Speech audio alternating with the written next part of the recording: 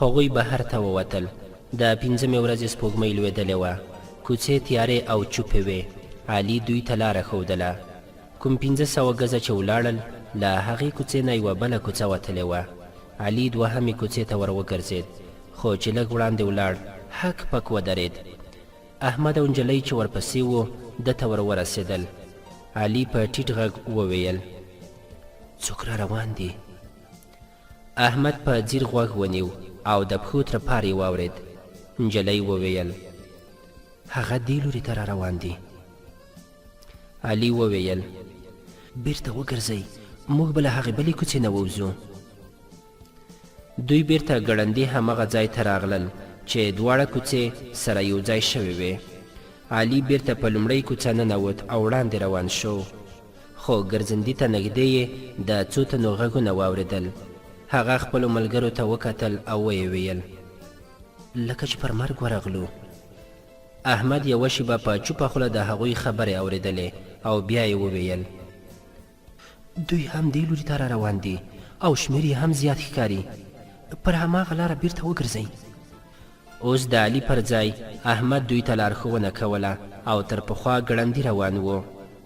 ناڅاپه هغه یو ځای ودرېد او په خپ غږ یې خپلو ملګرو ته وویل: تاسو همدلته ایسار شئ. څو ګامه لرې د پښو غږ اورېدل کېده. علي وویل: دا به یو نه وي، 2 یا 3 تنه به وي، ته یوازې مه ورځه. احمد د ځواب پر ځای هغه دیوال ته ورټېل واهه او له دیوال سره یې جوخت کړ. بیا یې توره راوایستله او له هغوی نه 10 ګامه لرې ودرېد. په تیارو کې 3 تنه سرتیري راښکاره شول او د پښو غږونه یې رانږدې شول. ناڅاپه یوه سرتیري چې تر نورو وړاندې و چیغې کړې: څوک یې؟ هغه خپله توره رایستله، خو احمد ور وړاندې شو او په یوه ګوزار یې د هغه خبره ختمه کړه. 2 نور سرتیري په منډه ورغلل. احمد یو پر بل پسې د هغوی د تورو ګوزارونه پر خپله توره اخیستل او بیا یې له هغوی نه ځان ویستلو. وړاندې تیر شو. اوس هغه له هغوی دواړو سره په دفاعي جګړه بوخت او پر شا روان و. ناڅاپه نجلۍ را وړاندې شوه او یو سرتیری په ورمېږه کې په توره ووهه او هغه له یوې چیغې سره وغورځېد. 2هم یې مخ واړاوه او غوښتل یې چې وتښتي، خو علي یې لاره ونیوه. هغه په لوړ غږ خپلو ملګریو ته د مرستې لپاره چیغې وهلې او د خپلې مخې د پاکولو لپاره یې پر علي پرله پسې څو ګوزارونه وکړل. علي به ښایي په خپل ژوند کې لومړی ځل توره را اوچته کړې وه. په شاته تلو تلو کې پښه د یوه لوېدلي سرتیري سره ونښته او شا پر تخته وغورځېد. په دې ځنډ کې احمد وړاندې ورغی او سرتیری پر اوږه په توره ووهه او هغه هم وغورځېد. اوس په کوڅه کې د قسطولې د نورو پوځیانو چیغې او شور اوچت شو او دوی 3 واړو پر منډو پیل وکړ. له خپلو ملګریو سره د همګام کېدو لپاره احمد کله کله خپل تګ ورو کاوه. نجلۍ د ده د اټکل پر خلاف له دوی سره برابره روانه وه، خو د علي ګامونه ورو ورو سستېدل. هره شېبه احمد پوهېده چې ورپسې کسان ورته رانږدې کېږي. احمد علي تر مټ ونیو او ورته ویې ویل: علي، څه خبره ده؟ ټپي خو به نه وې؟ علي وویل: د خدای لپاره زما غم مه کوه، ته د طاهري ژوند وژغوره. احمد وویل: علي، همت وکړه، موږ که کوم بڼ او یا فصل ته ننوځو نو له خطره به وژغورل شو. علي د احمد لاس ونیو او خپل ټټر ته یووړ. ورته ویې ویل: ګوره، زما د ژوند سفر پای ته رسیږي. تاسو چې له سینده پورې وځئ، د سیند په غاړه پاسني لوري ته ولاړ شئ. د یوه پراخه بڼ په منځ کې یو کور دی. هغوی ټول هلته دي. له دې کوڅې نه مخکې فصلونه دي. له سینده د پورې وتلو لپاره به تاسو ته په کوم کلي کې کومه کښتۍ په لاس درشي. پر پله مه تېرېږئ، هلته خطر دی. اوس د خدای لپاره تښتئ. هغوی راورسېدل. احمد دای پر اوږه کړ او منډې وهلې، خو هغوی ډېر رانږدې شول. علي چیغې کړې: ما پرېږده، په خپله تلای شم، په دې ډول به موږ ټول ووژل شو. احمد هغه بیرته راکوز کړ. ویې ویل: تاسو د کوڅې په پای کې په کوم مناسب ځای کې زما انتظار کوئ، زه دوی تر څه ځنډه ایساروم. احمد په بیړه توره راوکښله او له غاړې نه یې لنده راکوزه کړه او له دیوال سره ودرېد. خو علي له خپله ځایه ونه خوځېد او طاهره څو ګامه لرې ډېره پریشانه ولاړه وه. احمد یو په بل پسې دوه غیشي وویشتل. پر دوی پسې د سرتیرو له ډلې نه کومې وچیغې کړې: خبردار خبردار! احمد په لینده کې دریم غیشی ایښودلو او علي ته یې مخ واړاوه او ورته ویې ویل: علي، د خدای لپاره ولاړ شه، دا ستا لپاره وروستی موقع ده. علي وړاندې ورغی او ویې ویل: زما دوسته، زه د څو شېبو ژوندي پاتې کېدو لپاره ستا ژوند په خطر کې نشم غورځولی. علي ودرېږه! خو علي په ټپرېدلیو ګامونو د تیارو په پردو کې ورک شو. د هغه غږ اورېدل کېدو: د قسطلې لیوانو، ستاسو د حساب ورځ لرې نه ده، ستاسو کسان ما وژلي دي.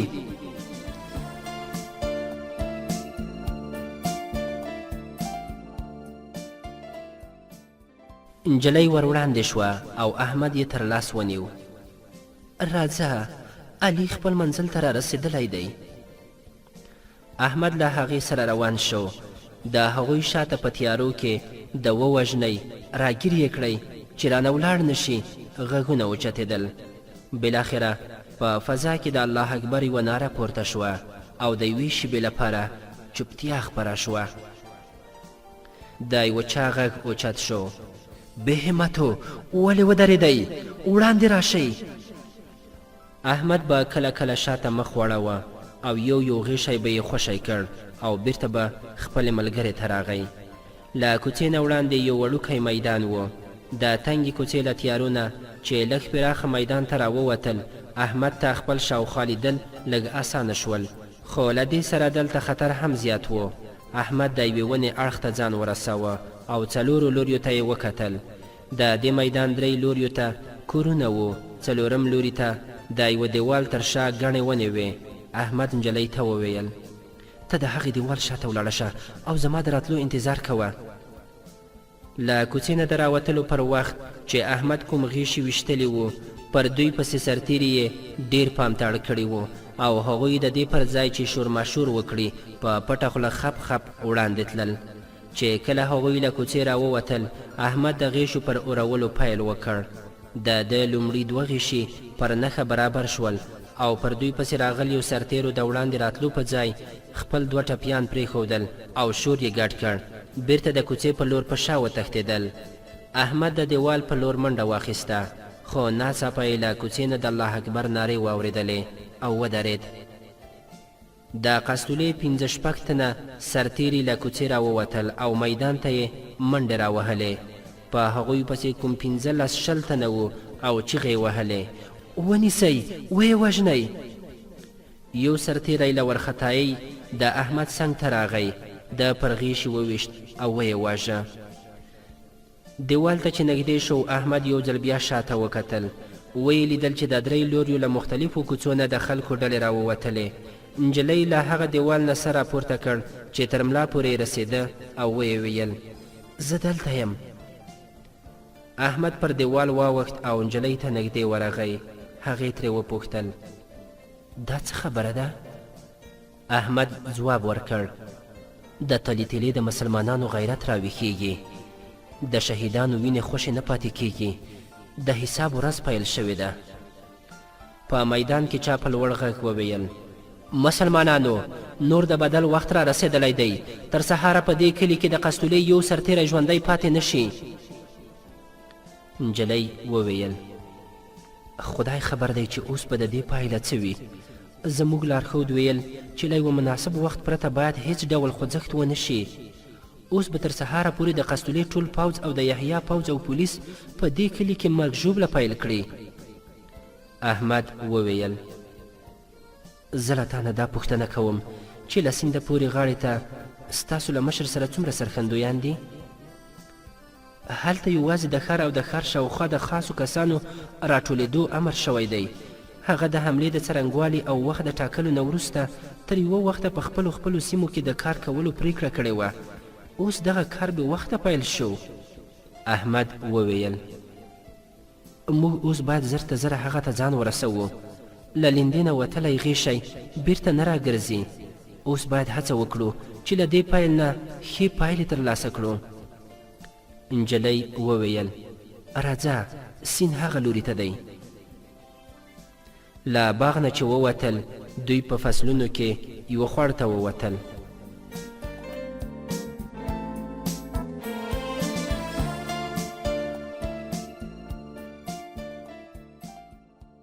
سیند ته نږدې پر یوه وړوکې غونډۍ دوی څو څپرې ولیدلې.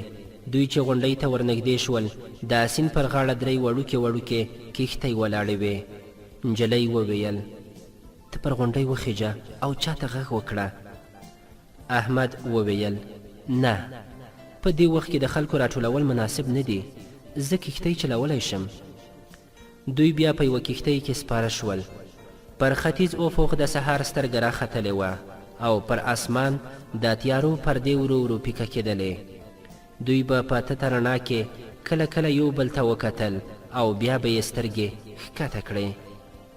احمد ورته وویل ته ستومانه شوې؟ نجلۍ ځواب ورکړ نه. نوم د طاهره دی؟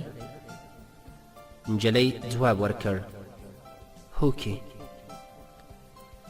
تر لږ ځنډه دواړه چوپ وو. ناڅاپه نجلۍ وویل کله مې چې د بڼ د دیوال تر شا ستا انتظار کوه پر یوه خبره مې ډېر افسوس کوه. ما ویل چې هغوی ډېر دي، کیدای شي بیا موږ سره ونه وینو. کاشکې ستا نوم مې زده کړی وای. بیا مې دا په خیال کې راتلل چې یوه ورځ به اندلیس له دې مصیبتونو نه وژغورل شي او د تلي تیلي خلک به هر کال د خپل قوم شهیدان یادوي او زه به وایم چې زموږ یو مرستندوی هغه هم و چې له ما پرته یې هیڅوک هم نه پیژني، خو نوم یې ما ته هم معلوم نه دی. احمد وویل زما نوم احمد دی. کښتۍ پر څنډه ولګېدله. طاهرې او احمد د سهار لمنځونه ادا کړل او د سیند پر غاړه غاړه بارني لور ته روان شول. نجلۍ ده ته د خپل تره او ورور د شهادت او د پلار د نیول کېدو کیسې کولې او احمد دې ته خپله کیسه کوله. دواړه پر دې پوهېدل چې منزل یې یو دی او له کلونو راهیسې دوی پر یوه لاره روان دي. طاهرې وویل زه ډېره ویرېدونکې وم خو اوس له چا نه ویرېږم. احمد وویل انسان هغه وخت پر ځان خبرېږي چې د پیښو ډګر ته ورکیوځي. زه هم پر ځان بدګمانه وم چې سرتیری نشي رانه جوړېدای، خو نن پوهېږم چې زه له وینو او اورونو سره لوبېدو ته پیدا شوی یم. دوی چې بڼ ته ننوتل څو تنه وسلوال ځوانان ترې راچاپېر شول. یو تن یې ور وړاندې شو او ویې ویل تاسو څوک یاست او له کومه ځایه راغلی؟ تر ځواب راکولو مخکې خپله وسله وغورځوئ. طاهرې وویل موږ له نوي کلي راغلي یو، موږ عبدالواحد ته بوځه، هغه ما پیژني. ستا نوم؟ طاهرې په ډاډ ځواب ورکړ زه د یونس خور او د ابو یعقوب لور یم. ناڅاپه د ټولو سترګې د هغې پر څېره ونښتې او دې د خول پرده له ټنډې نه لرې کړه. ځوان وویل خورې وبخه، خو ته دلته څه ډول راغلې او دغه بل څوک دی؟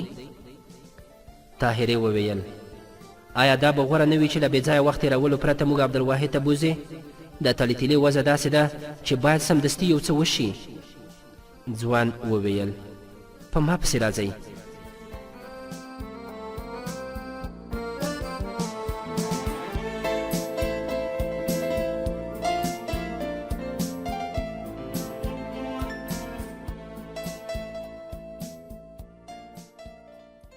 له ځنډ وروسته دوی د ګڼو ونو په منځ کې د یوې ماڼۍ ته ورته کور په انګړ کې ولاړ وو.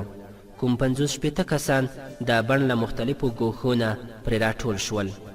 عبدالواحد چې د دوی د راتلو خبر واورېد له یوې خونې راووت او وړاندې ورغی. ویې ویل د شیخ ابو یعقوب لور چیرته ده؟ طاهره وړاندې ورغله او د خپل خول نقاب یې لږ پورته کړ. ویې ویل زه یم. عبدالواحد وویل د یونس خور چې په دې جامو کې وینم باید حیران نشم، خو ته باید دلته نه وای راغلی. که دې غوښتل چې کوم خاص پیغام ما ته راورسوې نو علي او یا کوم بل ګاونډی به دې راستولی و. طاهرې وویل علي شهید شوی دی. د عبدالواحد د نورو پوښتنو په ځواب کې طاهرې خپله کیسه ورته واوروله چې کله یې په کوڅه کې له نصراني پوځیانو سره د ټکر پیښه یادوله نو د مجاهدینو بوډا مشر ورخطا شو. ویې ویل دا څه غضب پیښ شو، هغوی به د قسطلې د څو پوځیانو په بدل کې د کلي په سلګونو مسلمانان غرغره کړي، په ښار کې به د مسلمانانو عامه وژنه پیل شي. احمد چې تر اوسه چوپ و وړاندې ورغی او ویې ویل چې کله موږ له هغه ځایه راوتلو نو د ښار خلک میدان ته راوتلي وو. زما باور دی چې هغوی به تر اوسه پورې د قسطلې ډیر سرتیري وژلي وي. تر اوسه یې ښایي په کلي کې د دوی پوسته له منځه وړې وي. عبدالواحد خپلو ملګریو ته مخ وړوه او ورته ویې ویل نغاره وغږوئ او ځانونه تیار کړئ. چا نغارې ته ټنګ ورکړ او بیا د سترګو په رپ کې له مختلفو لوریو نه د ډیرو نغارو غږونه اوچت شول. عبدالواحد احمد ته وویل ځوانه د قسطلې څو تنه سرتیري دي چې وژلي دي، نور موږ ته پردی نه یې، خو تا زموږ له اټکل نه ډیر مخکې پیل وکړ. که خدای ته زموږ د لارښوونې لپاره راستولی وې نو دا به زموږ نیکمرغي وي.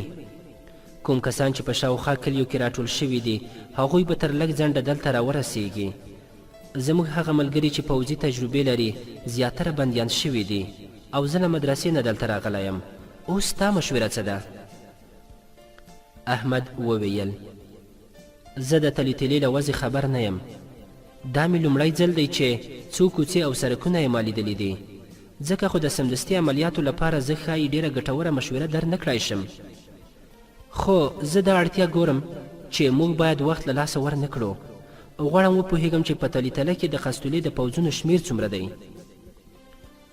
هغوی به کوم 800 پوځیان وي او د یحیی د پوځ او پولیسو نه چندان ویره نه لرم چې وخت یې راورسیږي له هغوی نه به ځینې له موږ سره ملګري شي او ځینې به یې بېطرفه پاتې شي. د قسطلې پلویان به یې ډیر کسان نه وي. دلته له تاسو سره څومره کسان دي؟ دلته به یوازې 250 تنه وي. په شاوخوا کلیو کې چې موږ کلیوال راټول کړي دي هغوی به نږدې 300 تنه وي، خو د هغوی په راټولېدو کې به څه وخت ولګېږي. احمد وویل کوم مجاهدین چې له تلي تلي نه راغلي دي هغوی سمدستي واستوئ. هغوی به د ښار خلک چمتو کړي. د هغوی لومړی برید باید پر جیل وي. زه به له پاتې کسانو سره پر کلي ورشم. کوم وخت چې عبدالواحد او د ښار څو تنو مجاهدینو له احمد سره د برید پر پلان خبرې کولې، له طاهرې نه د کلي څو تنو د خپل کور د احوال پوښتنه کوله. په دې کې یو ګړندی سپور باغ ته ورغی او خبر یې راوړ چې له لمر ختو مخکې د کلي خلکو قسطلي پوځیان په سزا ورسول. اوس له ښاره د هغوی څو ډلې راورسېدلې او د کلي خلک ښایي تر ډیره د هغوی مقابله ونه کړای شي.